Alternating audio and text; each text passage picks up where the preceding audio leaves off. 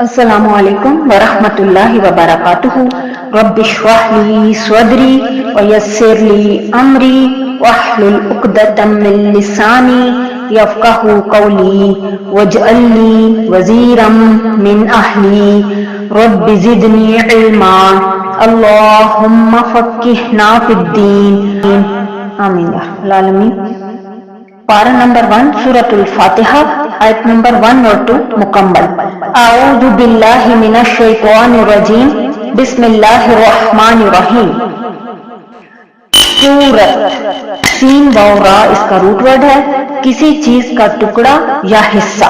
सूरत कहते हैं ना, जैसे कुरान मजीद में कई सूरतें हैं, 114 सूरतें अल्लाह ताला ने नाजिल फरमाई, उनमें से सूरत क्या है?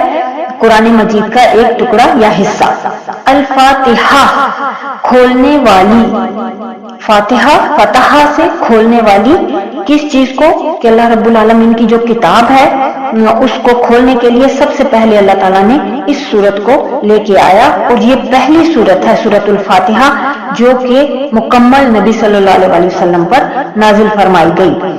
अल्हम्दु, अल हा, ये वाला हा जो है ना, ये सांस के साथ आना चाहिए।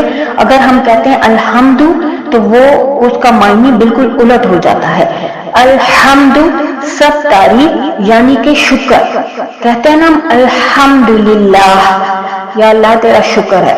अगर हमें अभी ये अल्हम्दुलिल्लाह कहना नहीं आता तो हमें उर्दू में ही कह लेना चाहिए, या अल्लाह तेरा शुक्र है। अल्हम्दु सब तारीफ शुक्र, लिल्लाही अल्लाह ताला के लिए, रब्बी रब बोलते हैं ना, रब्बुल आलमीन रब है तुम्हारा रब। तो इसका मीनिंग असल क्या है? परवरिश करने वाला। परवरिश कैसे की जाती है? छोटे से बड़ा करना और बड़े से फिर बूढ़ा करना। रब्बी परवरिश करने वाला। अब परवरिश नहीं समझ आती या रब के मायने को हम समझते हैं तो मजीद 3 लफ्ज हमें फुकहा ने बताए कि खालिक, मालिक, मुदब्बिर। खालिक कौन? अल्लाह रब्बुल आलमीन ने इंसान को पैदा किया।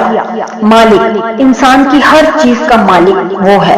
ये 2 तरीके से इसको समझा जा सकता है, याद रखा जा सकता है। हमारे जिस्म जान का मालिक अल्लाह रब्बुल आलमीन है, और हमें जिस जिस चीज की जरूरत है वो पूरी करने पर कौन कुदरत रखता है? रब। मुदब्बिर जब हम उसे मालिक भी जान लेते हैं कि उसी ने मेरी जरूरियात का ख्याल रखना है, उनको पूरा करना है। हालांकि अब हमारे में क्या किताब को छोड़कर क्या जहन में हमारे ये बैठ गया है, मैंने कमाया, मैं कमा कर आया, मैंने इतना काम किया आज और उसके एवज मुझे इतनी उजरत मिली, यानी मुझे। हालांकि देने वाला कौन है? अल्लाह रब्बुल आलमीन। मुदब्बिर तदबीर करने वाला। जब मैं तकलीफ में आ जाती हूँ, परेशानी में आ जाती हूँ, किसी दुख में पड़ जाती हूँ, चाहे वो जाती तौर पर हो, चाहे औलाद की सूरत में हो, वालिदैन की सूरत में हो, शोहर की सूरत में हो, तो तदबीर करने वाला कौन है? अल्लाह रब्बुल आलमीन। तो हम इंसानों को क्या चाहिए? रजू इल्लाह करें। हम क्या करते हैं? रजू इल्लन्नास। अल्लाह रब्बुल आलमीन फरमाता है सबब इख्तियार करना है मोमिन ने, लेकिन पहले रजू इल्लाह करना है, अल्लाह ताला से रजू करना है कि या रब्बुल आलमीन ये क्या हो गया। अल आलमीन तमाम जहानों का।